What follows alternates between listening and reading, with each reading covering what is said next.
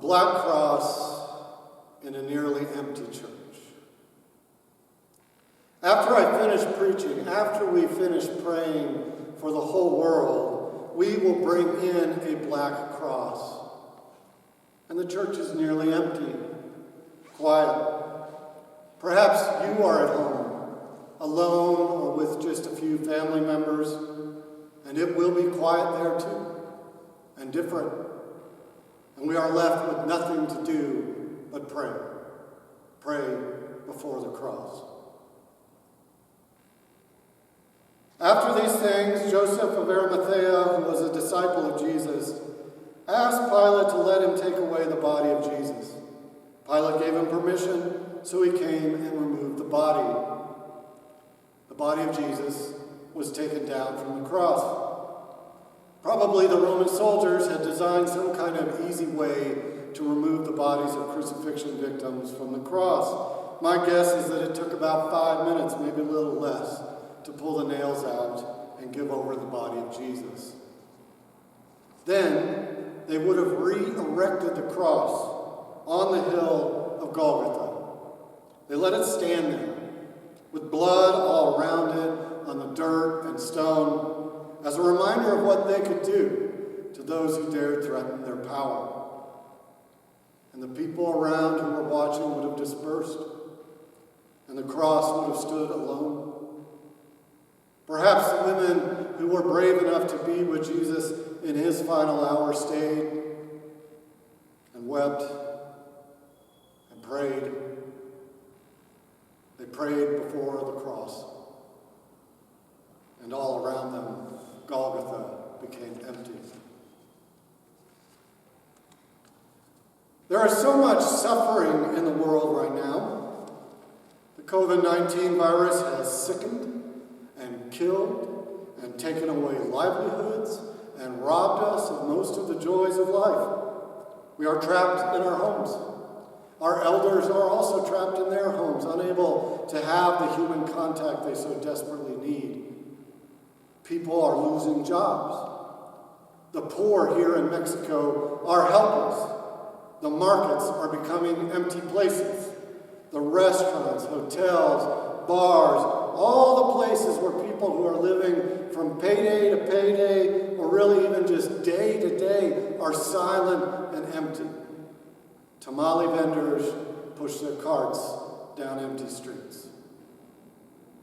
It is like the world has become Golgotha, empty, and we weep before the cross. But the cross, that terrible tool, is a place of prayer. It is our connection to God. Jesus suffered on the cross. Jesus suffered to show us that God is with us in our suffering. God knows our suffering as much as it can be known. And in the midst of suffering, Jesus made a new community, a new family, not defined by birth or by blood, but by love. He gave his mother to his favorite disciple. He gave his disciple to his mother.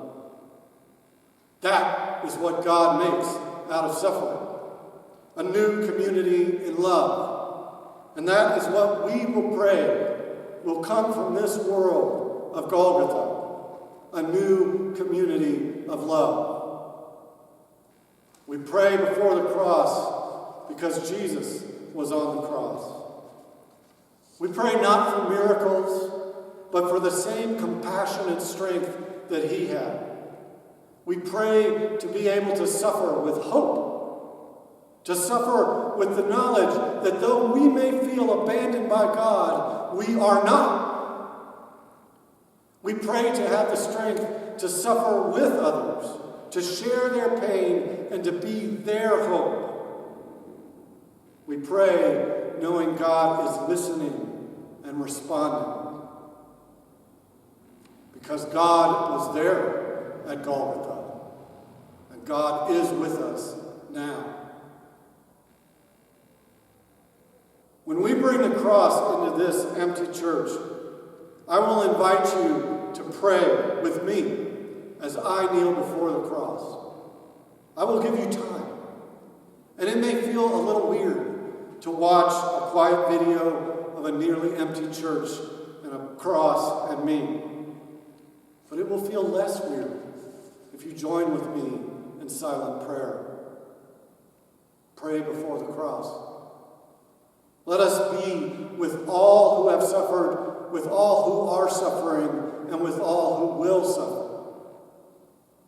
And embrace the silence. Remember our need for God in the silence. Remember our need for God in the suffering. For God was there at Golgotha. Bow your heads before the mystery of a God who embraces suffering completely. Bow your heads and pray before the cross.